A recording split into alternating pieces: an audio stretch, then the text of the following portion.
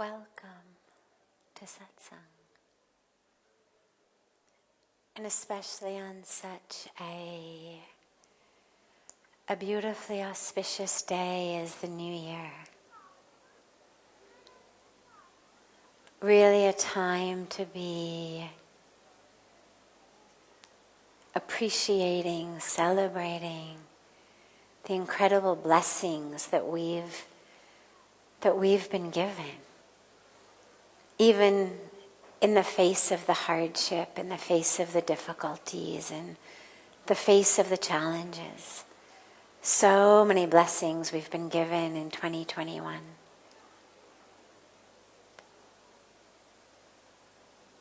And also such a beautiful time for really focusing on what do I want to manifest through me. I don't mean manifest in terms of I'm going to open my eyes and there'll be a mound of money in front of me. Or I'm going to close my eyes and open them and I'll be CEO of a multi-billion-dollar company. But I mean manifest through me, as who I am and how I move through the world. That freedom, that joy, that truth, that ease, that love.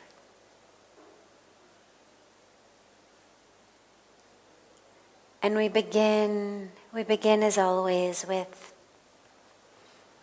a question that comes in advance from our beautiful family joining us through the gift of technology. From all over the world, people in their homes, their offices, their cars even, are joining in on YouTube, on Facebook, and they send in questions. So we begin with one of those and then open it to any questions that anyone here has.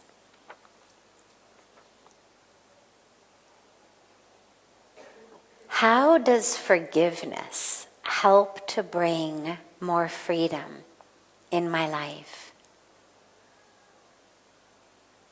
So those of you who have been listening to Satsang for a while or coming to Satsang for a while know that I'm a very, very strong advocate for forgiveness. I've seen the incredible power of it in my own life. And I've seen it in the lives of so many. And the way that it brings freedom is that which I'm holding on to, the grudges, the pain, the anger, and also the identification as the one who was wronged, those become really my jail cell. I'm stuck. I think that by my anger or by my grudge, I'm making the other person stuck, that somehow if I don't forgive, they're going to be really in deep trouble. But actually the only thing that happens when I don't forgive is I'm in deep trouble. Most people think really tragically and mistakenly that we shouldn't forgive because what about things that are unforgivable? I mean, what about when people do things that really are horrible and horrendous and traumatic and unforgivable? Interestingly, that problem mixes up two completely different things that we think are connected, but they're not. Number one is what we call the law of karma. Whatever someone does, whatever seeds they are planting, that fruit is going to bear. The seed they plant is going to grow into a tree. The tree is going to give fruit. That fruit is going to show up in their life. Sweet or bitter, depending on the seeds they plant. The other piece is our freedom. Now those are two completely different things, but we mix them up together. And we think that somehow, in order to make sure that someone else gets their karmic due, I have to give up my freedom. I have to stay angry. I have to hold a grudge. I have to remember. I have to be in pain. And then the universe, only then will the universe give them their karmic due. But that isn't true. I always say that until and unless God comes up and, kind of taps you on the shoulder and says, hey, could you do me a favor? Like, get yourself a pad and a pen and start taking notes for me. I need you to write down who deserves what, who's owed what, who's done what. Like Santa Claus and his list, right, of who's been good and who's been bad. We think about the law of karma and God like that, as though somehow we have to be God's secretary, keep a list of who's harmed us, who's acted in violence, in ignorance, in falsehood, in harm.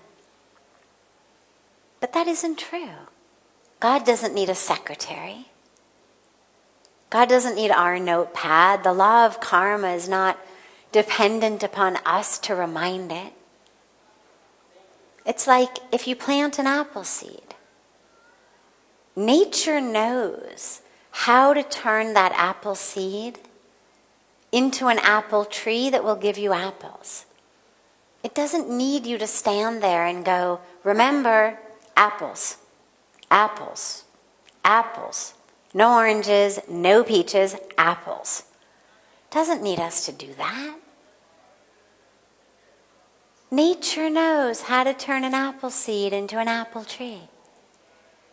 And the law of karma doesn't need us standing there either, reminding it, this guy's got his due coming. This guy's got some bitter fruit to eat. Doesn't need us. We are not the karmic police. It's not up to us what fruit someone gets, when they get it, how they get it. Not up to us. We forgive because we deserve to be free. And that's the key. When we hold on to our pain, to a grudge, it's literally like saying, you hurt me once. Or maybe you hurt me 20 times. Now, I'm going to hurt myself every minute of every day for the rest of my life because what you did to me wasn't already enough. Now I need to hurt myself also. You acted in ignorance, in anger, in illusion, in ego. Therefore, on the altar of your ego, your arrogance, your anger, your illusion, I'm now going to sacrifice my joy, my peace, my freedom. That makes no sense, my friends. We've already been hurt.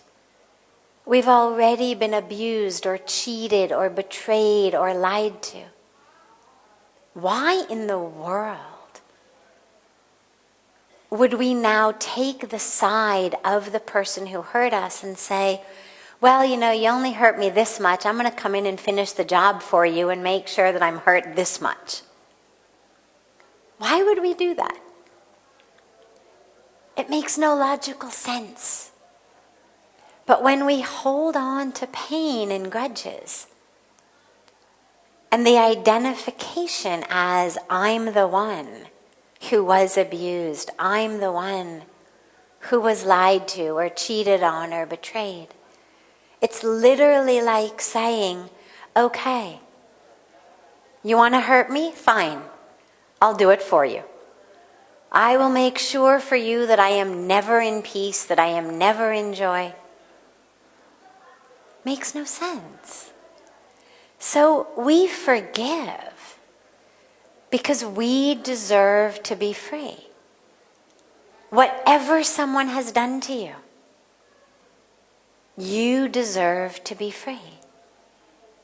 And forgiveness simply is that. Forgiveness simply is whatever you've done to me, however you've hurt me, I still deserve to be free.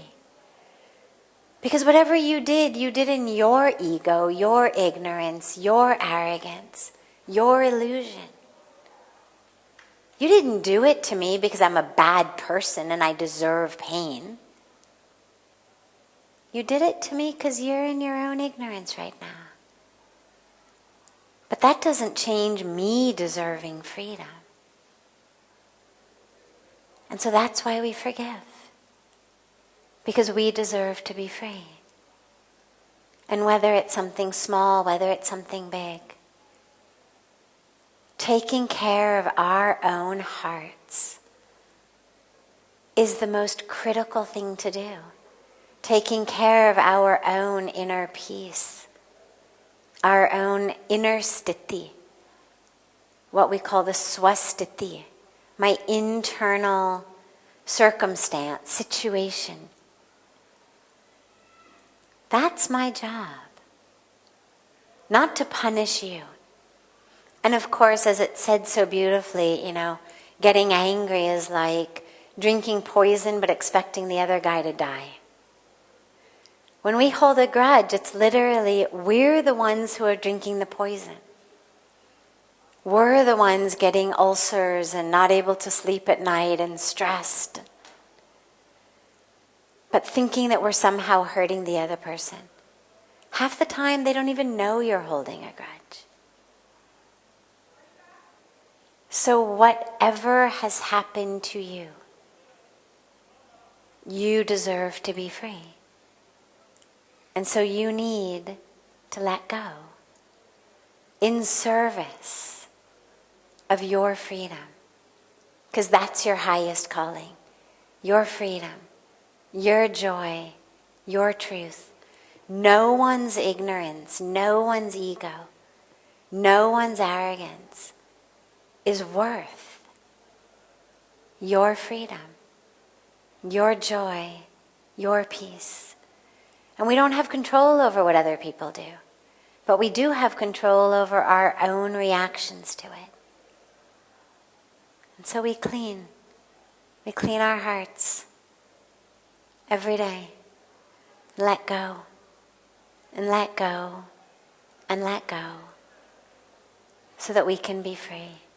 And by the way, forgiveness, we talk about forgive and forget. And the forgetting part is interesting because I don't think we're meant to forget.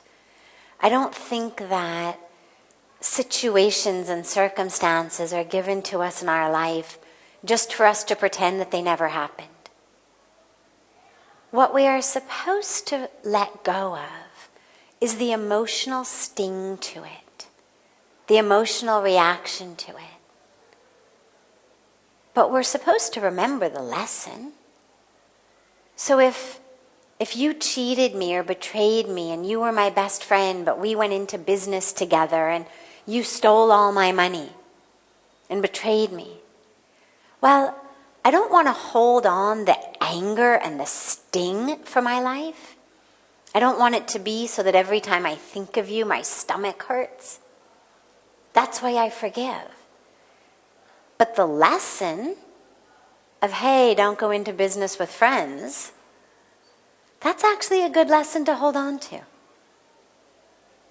It's like, my favorite example of this is you're walking through the park and a wild, mad dog jumps out of the bushes and bites you. Well, what are you going to do? You're going to chase it through the park trying to bite it back? Right? Anybody going to do that? I'll show you. Get back here. Of course not. We're going to go to the hospital or the doctor or our own home, depending on how bad the wound is. We're going to bandage it up. We're not going to need to go into therapy or psychoanalysis because the dog bit us and we're, so distraught about it. How dare it, the dog bite me? Maine kuch to kiya nahi usko. I'm a good animal rights activist. I'm a vegan. Don't wear leather. Don't wear silk. How dare the dog bite me? We don't think like that because we understand it's just a dog. And we understand the dog is sick. When we say mad dog, it literally means because the dog has rabies. An illness. The dog is sick. That's why it's biting. So we don't need to go into therapy. We don't need psychoanalysis. We understand, okay, I was in the wrong place at the wrong time. Made the wrong decision. But we take the lesson. And we don't necessarily walk through that path in that park until we're sure that the dog is no longer there.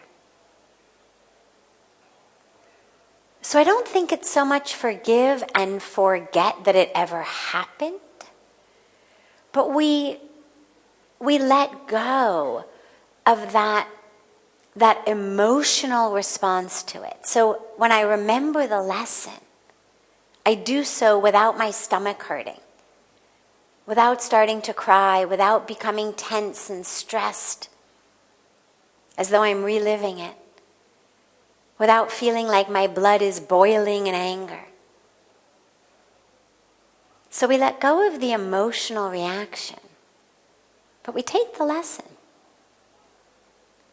so that we, to whatever extent possible, can avoid being harmed in the future.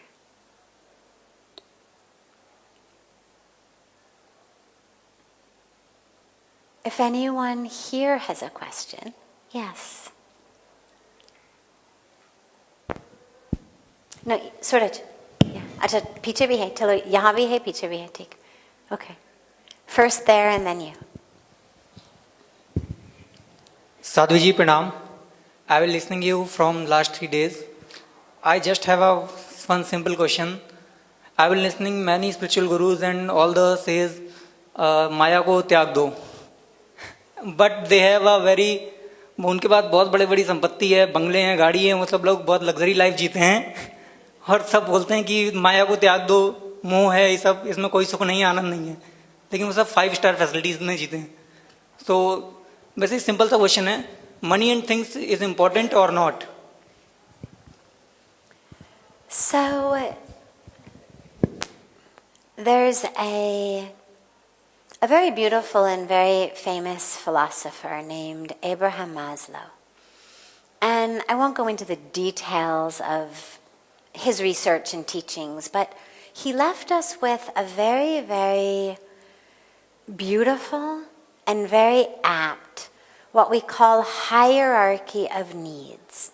Now, you can imagine a pyramid, okay? And you've got the base and then you've got the top. Now, at the base of that pyramid are our actual needs. And this pyramid is aligned with our happiness and joy. Okay? So you can imagine you've got a pyramid of your needs. And then there's also a line that goes with it. So as you move from the bottom of the pyramid to the top, your happiness is getting more and more and more. Now, at the very bottom of the pyramid are our, what you could consider logistic needs. We need to have food to eat. अगर आदमी रोज बिना खाते हुए सो रहा है, chances are he's not going to be very happy. If we're going to sleep hungry every night, or if I'm unable to feed my family, मेरे बच्चे को भूख लग रहे हैं और मेरे पास कुछ साधन नहीं है उनको खाना खिलाना. It's very difficult to be really happy, really in peace, when your stomach is empty and you have no way to fill it, when you're not able to feed your loved ones. It's very difficult to be deeply happy when you don't know where your next meal's going to come from, when you don't have a roof over your head, or you have a roof but it's leaking, or barish ki mausam aane wale. It's about to rain. So we need this basic, fundamental needs to be filled. Food, shelter, basic education, health care, and the ability to be free, meaning tonight I would like to go to the movies, or I would like to go for a cup of chai or coffee with my friends. Now, if I'm so poor that if for 2 hours I stop working, and now there's not going to be enough money to give my children sweaters for the winter, I don't have freedom. If I'm ill and I really need to spend a day in bed, but I can't, because if I don't show up at work today, there's not going to be food on our table tonight. That lack of just basic facilities, necessities, freedom, steals most people's happiness. But beyond that, once we have that, our happiness no longer comes from having more money and more things. It's not the more the happier. Kuch nahi hai to unhappy. लेकिन जब इतना है कि मैं निश्चिंत हूँ कि मैं ठीक से खाना खा पाऊंगी, ठीक से खाना खिला पाऊंगी, घर ठीक है, बच्चों को शिक्षा मिलेगा.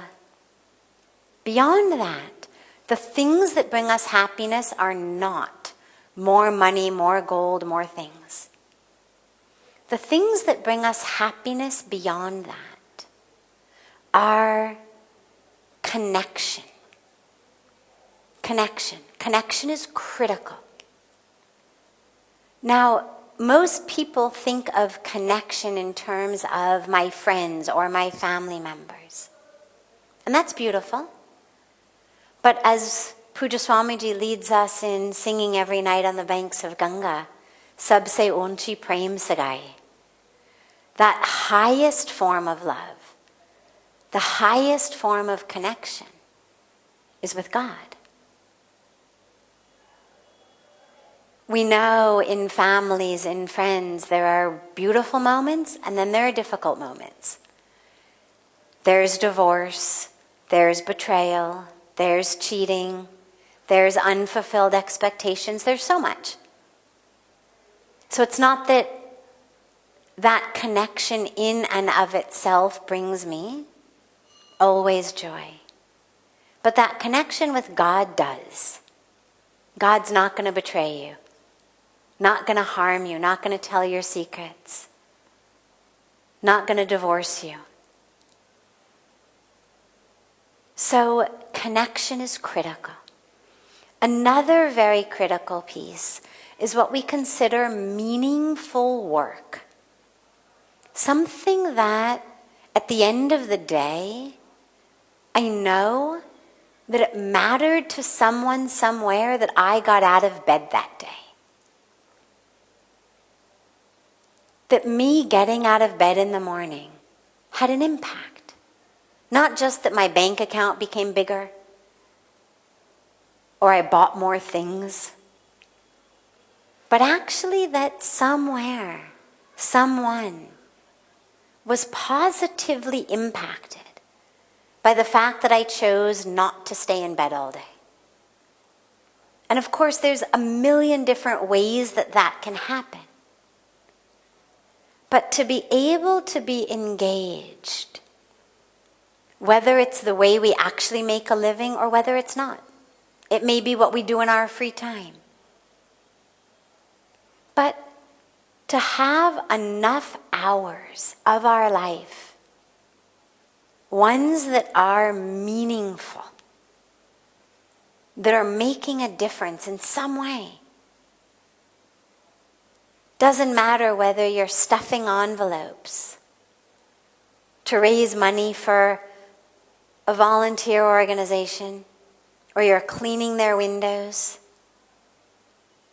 or you're painting a battered women's shelter, or you're making sandwiches for the poor, or you're designing the website for the foundation that makes the sandwiches and feeds the poor. Doesn't matter.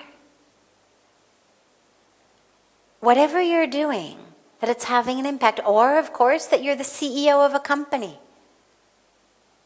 that is, through the company, bringing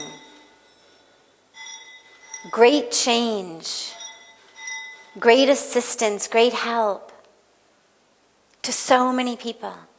So many companies have beautiful foundations that are doing beautiful work in the world. Or maybe you're a company that's hiring differently abled people and giving them a job. Again, a million different ways. But that somehow my life is making a difference to someone other than my own ego.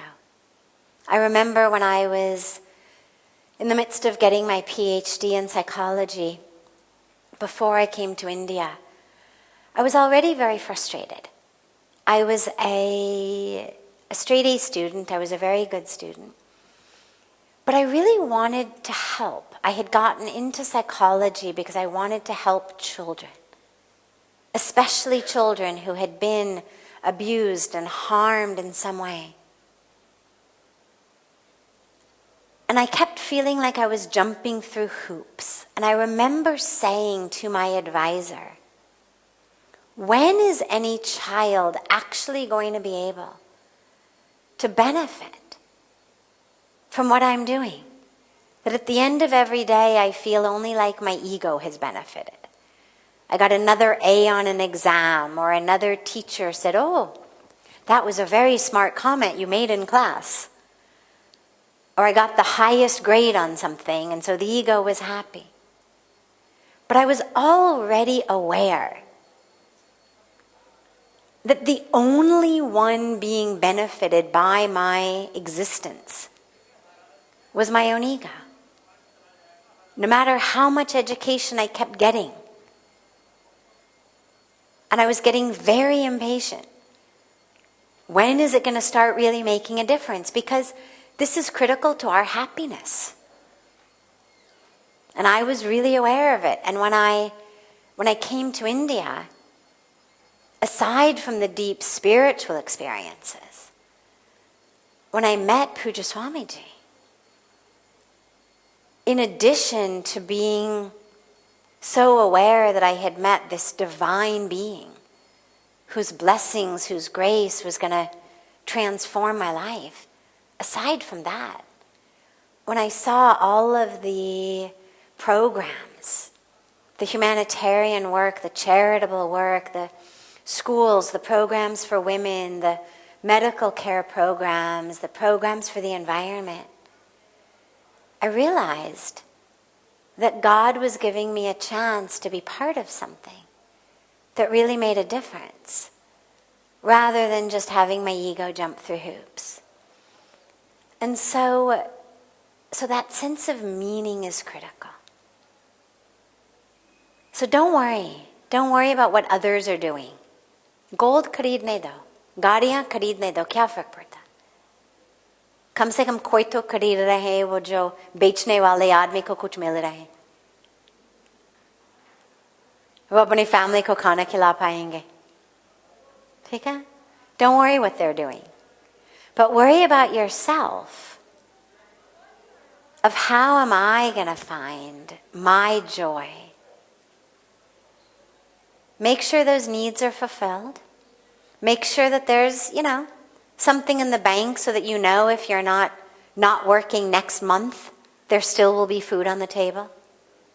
And then beyond that, focus on connection and meaning in your life. And you'll find a much, much deeper source of joy than just by having more things.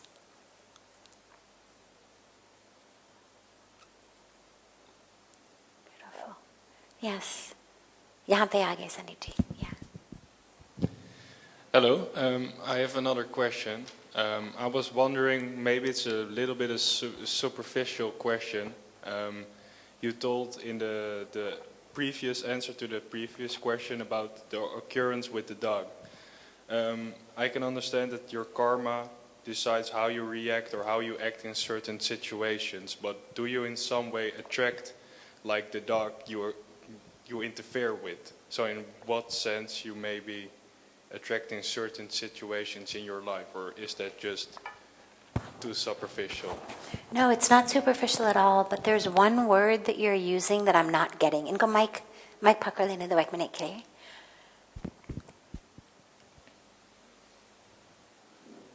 You're speaking about our karma impacting us, that it's going to determine how we react. But then you used a word that I didn't properly understand. What were you asking about? Are we interfering with the dog? Yeah, the dog gets angry, right? You walk through the park, but did you decide to go to the park to have that interference with the dog I understand. because you did something, or is that just superficial, and is that just a way to think about? I understand. No, it's not superficial at all. It's beautiful. So he's asking, going back to the last question, was it my karma that made me decide to walk through that park in the first place? Right? That's what you're asking? Did my karma make me decide to walk through that park so that I would have this experience with getting bitten? Right? Was that the question? Okay. So everything that happens, yes, of course, it's connected to my karma. But remember that my karma, or my destiny, the karma is the action. That which we receive from the karma, the fruits of that action, form my destiny. Now, we keep creating that. It's not that thousands of years ago, sitting somewhere in the heavens, it was written that on such and such a date you're going to walk through a park and get bit by a dog. We keep creating our realities. So for example, let's say that I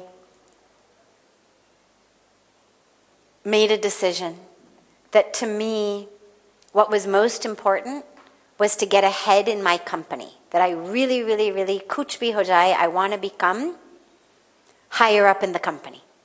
So I'm going to work 100-hour work weeks, 120-hour work weeks. I'm not going to get sleep. I'm not going to meditate. I'm not going to be with my family. I'm not going to have my spiritual practice or my exercise.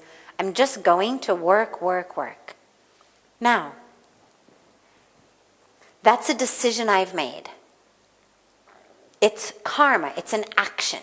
I am literally acting through this 120-hour crazy work week just so that I can get a higher position, have more power, have more money, have more prestige. Now, as part of that, I can't be away from my phone even for 2 seconds, because what if there's a message and I'm supposed to do something and I don't see it, and somebody else sees it and does it? Then they get ahead and I miss the boat. Therefore, I am constantly staring at my phone. Again, it's a karma. That's a karma. It's an action. As I am staring at my phone, I find myself walking not on the correct path, not on the path that I walk every other day, but I've walked off the path onto a littler path accidentally because I wasn't paying attention, because I'm on the phone. And on that little path, the dog comes and bites me. Now, was that a result of my karma? Yes. I had made a series of decisions that led to me being in a place where the dog ended up being, in a situation where I wasn't paying attention to the fact that the dog came at me from quite far away. If I had been paying attention, I would have seen it. I could have gotten out of the way. I could have gotten back on the main road. But I was distracted. I wasn't paying attention. So in that case, being bit by the dog is the result of my actions. But it's not like thousands of years ago it was written, right? You see how we are creating our destiny every minute and every moment. It's also important to realize it's not a punishment or a reward. It's not like, oh, you've made bad decisions and therefore you're being punished. You made a bad decision not to meditate, so God sent the dog to bite you. We think like that though. Oh, I didn't meditate today, that's why I got bit. No, it's not a punishment. But the decision to forget everything else, to forsake everything else, just in service of more money, more power, more prestige, has led me to be very tired, which also could have led to the fact that I found myself on the wrong path, not paying attention. It has led me to be totally distracted, which brought me on the wrong path. Therefore, I found myself in the place where the dog was. Does that make sense how it works? Now, also, here's the other thing about karma. We tend to think of it as one directional, a cause and effect. Single cause, single effect. So for example, I made this decision about the job, therefore I get bit by the dog. Okay? Single cause, single effect. But karma doesn't only work like that. It's not I do something and then I get the reaction. Sometimes things happen not because of something you've done in the past, but because of something that needs to happen in the future. So, for example, there's a beautiful, beautiful story, history story, that we call the Ramayana. And there isn't time for me to go into all of it, but there's one story that illustrates this very beautifully. In our garden area here at Parmarth, Niketan, where we have all of the beautiful jankis, the statues. One of them is a statue of a young man, and he's got kind of a thing on his shoulder and what looks like weight, like a balance. But on each of them, one is sitting a woman, one is sitting a man. And that is the statue of Shravan Kumar, who's a beautiful young man, and he's taking his mom and his dad on pilgrimage. They are blind. Now, also at this time, totally unconnected, flash to another area. We have a king, Dashrath. And he's not able to produce offspring. And naturally, he wants to produce offspring. His wives want him to produce offspring. But nothing is happening. Okay, so we have these two unconnected situations. Shravan Kumar is walking through the forest with his parents. They stop to rest at a Dharmshala, a hermitage. And Shravan Kumar leaves his parents there and he goes to the river to collect water, to give his parents some water to drink. When he goes to the water, the river, at that time, coincidentally, King Dashrath is a very good man, a good king. We'll forgive him for the fact that he hunted. It was sort of, we'll call it part of the culture of the day. Was out hunting. And he hears the movement at the river, thinks it's a deer, and lets loose his arrow. Now the arrow hits Shravan Kumar. And the king comes to get what he thinks is the deer, sees this injured young man,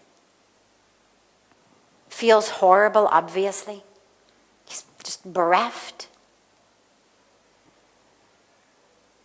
Tries to help Shravan Kumar. Shravan Kumar says, my life is seeping out of me. There is nothing you can do for me. But my parents are in that hermitage. They are blind. Please bring them this water. So the king, with a very heavy heart, goes and brings the water to the parents. And of course, the parents call out. They hear the noise, and they call out, Shravan Kumar, Shravan Kumar. Now you think, what's the king going to say? So he stays quiet. Again, they say, Shravan Kumar, Shravan Kumar, you've come back, talk to us.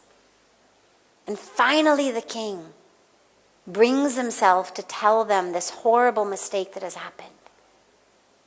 Now, Shravan Kumar's parents, of pure heart, beautiful people, and it's said that people with pure heart have the Shakti, the ability to bless and also to curse. And Shravan Kumar's parents now curse this king, that just as we are dying of a broken heart due to the loss of our son, so you will die of a broken heart due to the loss of your son. But he didn't have any sons. Now you look at how karma works. Now, in order to fulfill this curse given to him by Shravan Kumar's parents,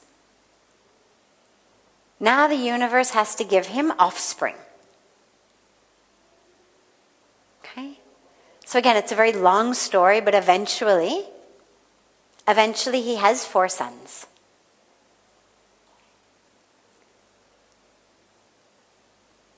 We go into the whole story of the Ramayana that I won't go into, but Lord Ram ends up getting, who's one of his sons, the divine incarnated,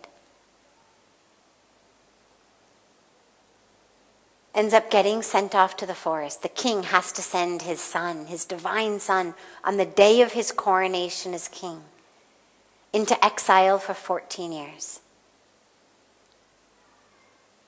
As he does, as Ram is being taken off and walking off into the forest with his brother Lakshman, his wife Sita, King Dashrath is crying, his heart is breaking.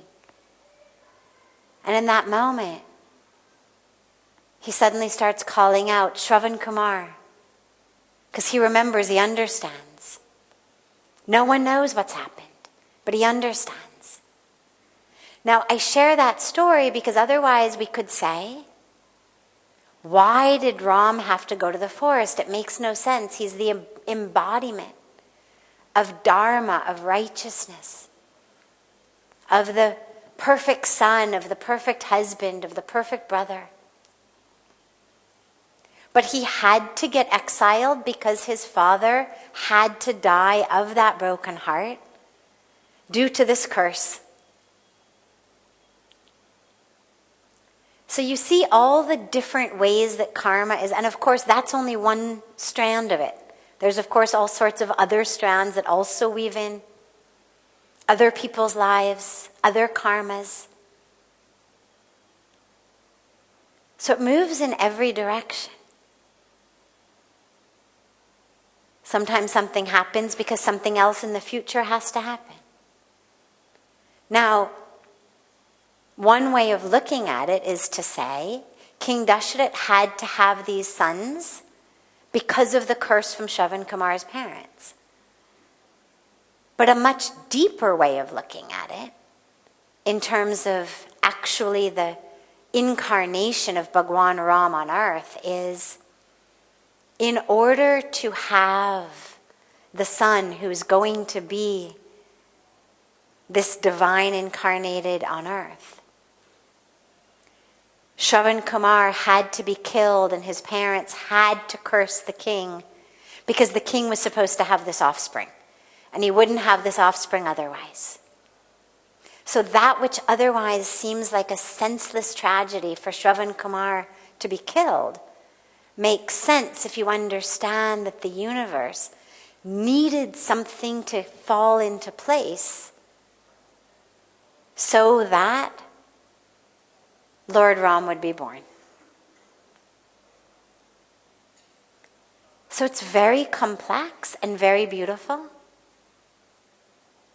But in terms of our lives, what's most important is to just understand that everything that is happening for a reason. But that doesn't mean that I need to be complacent. It doesn't mean, oh, chalo, I'm not going to do anything.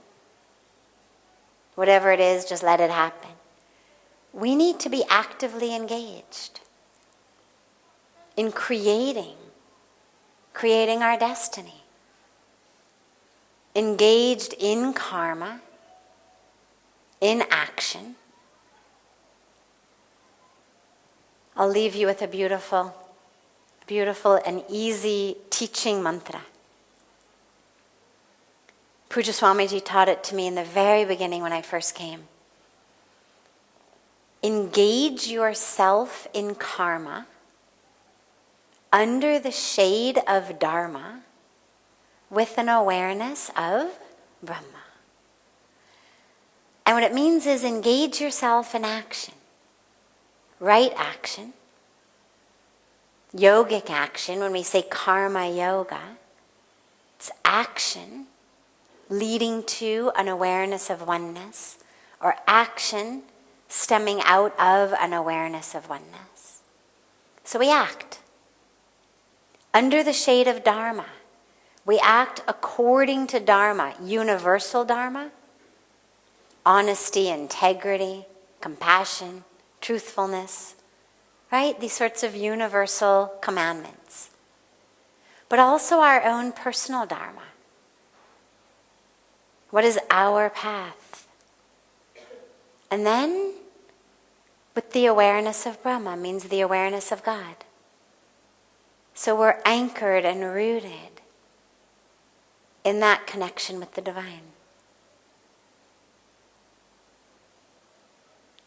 Yes?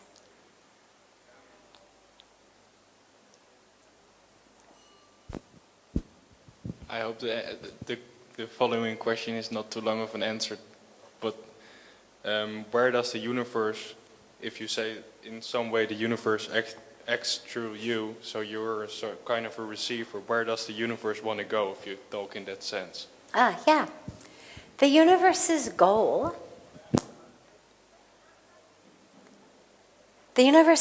is that we all wake up, that we realize the truth of who we are, that divine,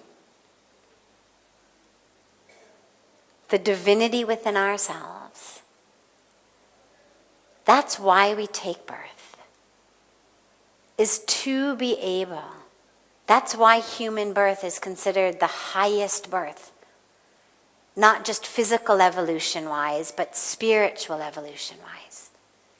Because only as humans do we have that consciousness that enables us to say, who am I?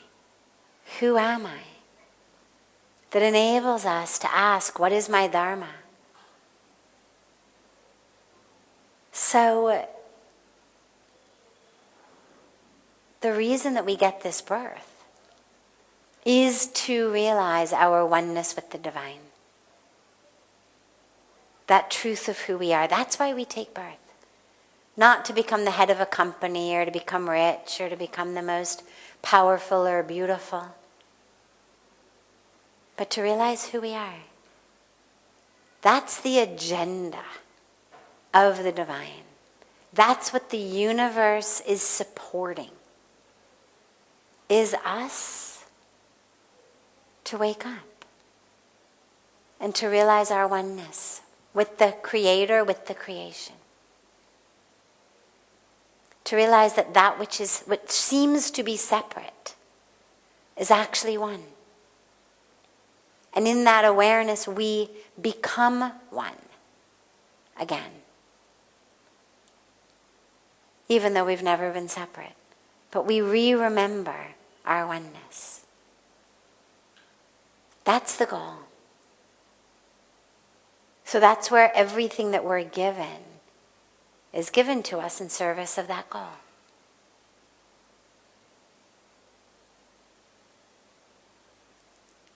Yeah. Palviban.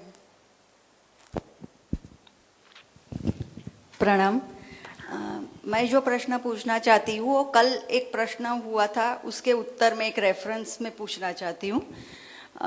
कल एक बहन जी ने पूछा कि लोग ऐसा बोलते हैं वैसा बोलते हैं, तो हमें जहाँ फोकस रहना है वो रहना है, बाकी किसी की ध्यान मत दो अगर तुम सही हो तो। अब जब तुम्हारे माँ बाप खुद के ऐसा करते हैं तो उस टाइम तुम इग्नोर नहीं कर सकते हो, तो एक तो उस टाइम क्या करना चाहिए। और दूसरा ये बात है कि जैसे शंकराचार्य जी है, उन्होंने वो अकेले थे, संतान थे उनकी माँ के, तो उनकी माँ ने बोला तो भी उन्होंने संन्यास ले लिया 8 साल में। और भगवान महावीर है, उनको उनके माता पिता ने ना बोला कि नहीं संन्यास नहीं लो तुम, तो वो जब तक जीवित थे उन्होंने संन्यास नहीं लिया, जब उनकी देहांत हो गई तभी उन्होंने संन्यास लिया। तो which is the right way? यानी माँ बाप को तुम दुखी करके, फॉर एग्जाम्पल मैं कितना भी अच्छा काम करने के लिए जा रही हूँ पर मेरे माँ बाप ना बोल रहे या मेरे माँ बाप राजी नहीं है, वो दुखी, मैं अच्छा कर्म करती हूँ फिर भी वो दुखी हो रहे, समथिंग और इग्नोरेंस और व्हाट्सोएवर, तो मुझे क्या करना चाहिए? व्हाट इज माय धर्म? Beautiful, thank you. तो जब हम शंकराचार्य जी के जीवन को देखें और भगवान महावीर का जीवन को देखें, स्थिति अलग है, इसलिए the right thing was different.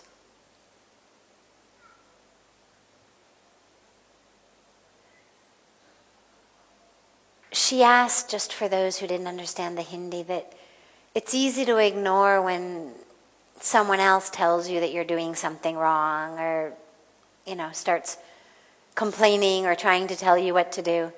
But when those are your parents, when it's your parents telling you what to do, that's very difficult.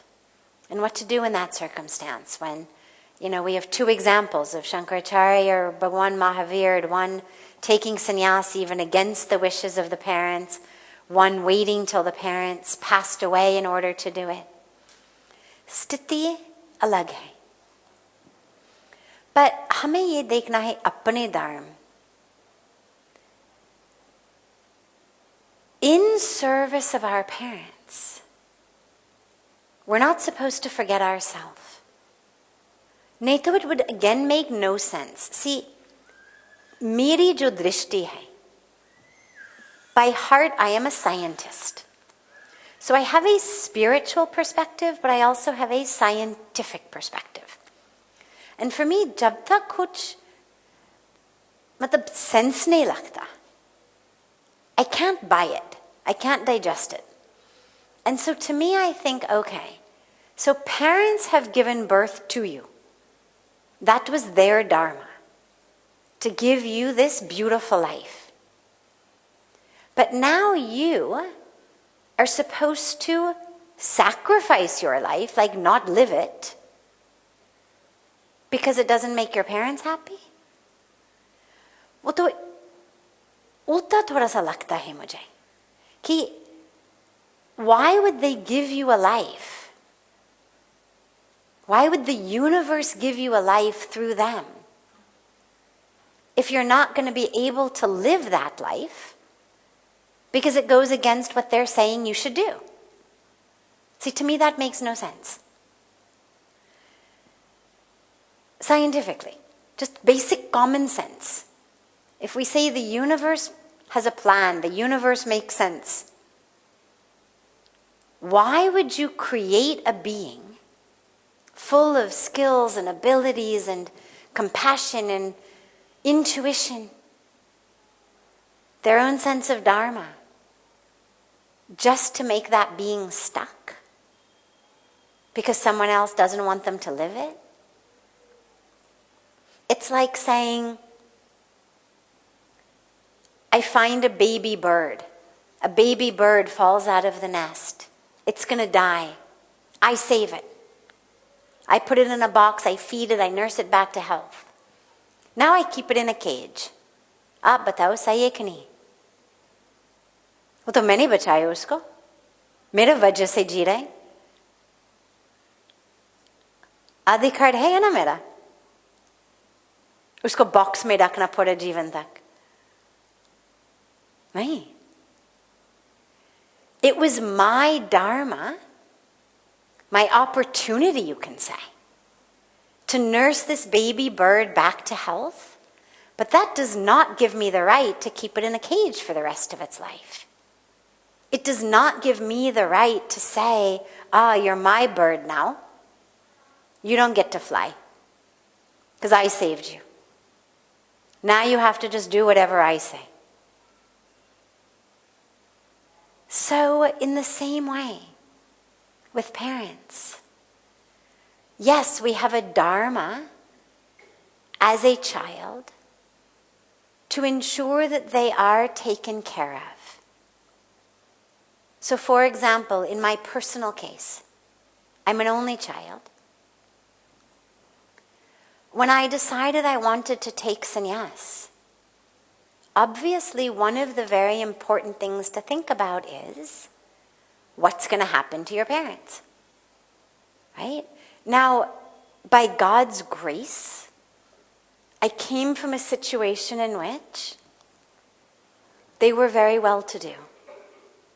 And I knew, because they told me, that even if I never earned a penny, it didn't matter.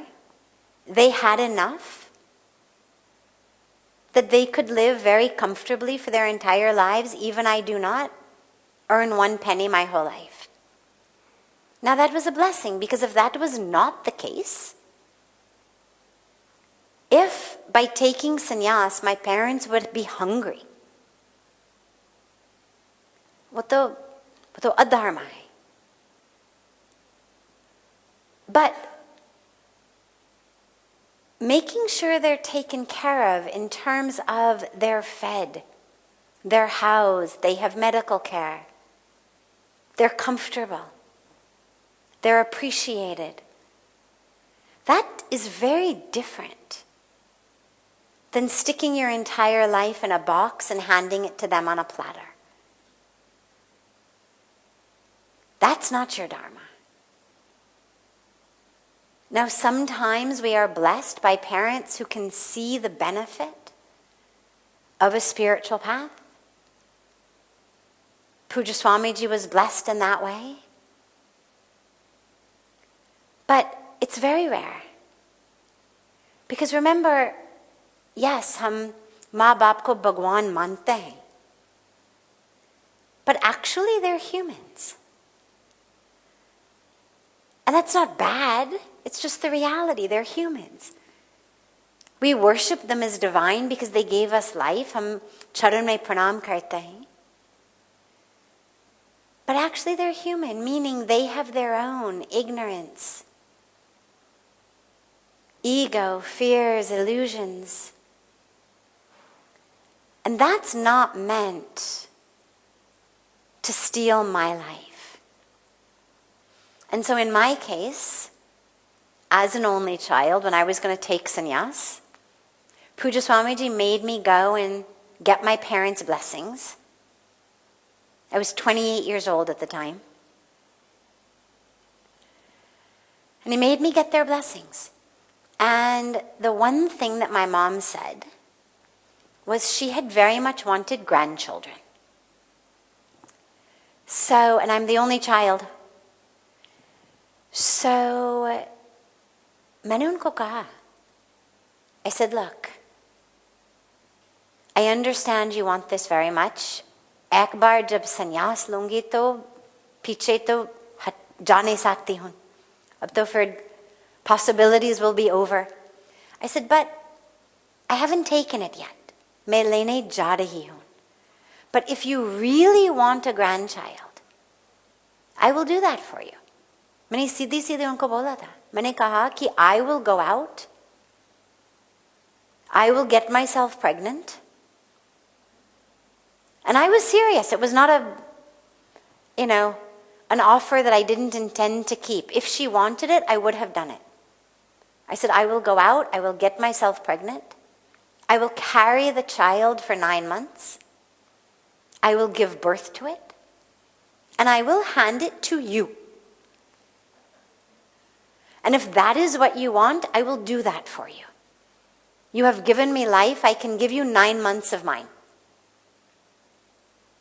I said, but what I won't do is give birth to the child and then move down the block from you and raise that child a block from your house. I said, that I am not prepared to do. And so she thought about it. She really thought about it, and she came back and she decided no, that, she didn't want to be a mother again. But that for me was where I had to really understand, okay, what is my Dharma to offer to her as my mother? But what is my Dharma to myself, to the life that I know I'm meant to live? And I knew that I was just not meant to live on their corner with my babies. But I was prepared to give her 9 months of carrying one. Though in every situation you have to see, what is it that you can do that will make them comfortable? But remembering that ultimately your Dharma, your duty, is to yourself and your path.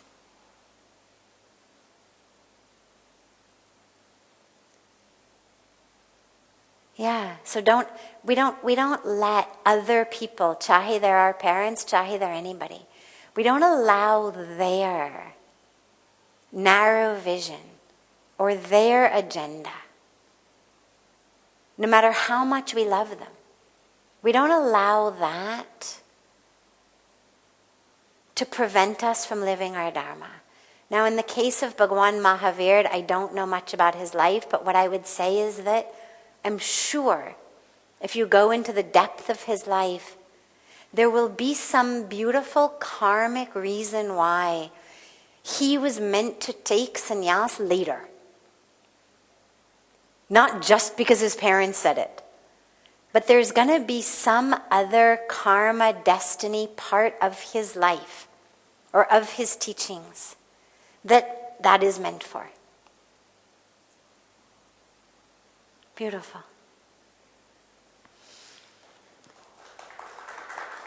Baki hum kal lete hain. We'll take the rest of the questions tomorrow and have a beautiful rest of your evening. Beautiful morning and day to our family joining us from all over the world. And a very, very, very happy New Year to you all. And look so forward to being together with you again tomorrow.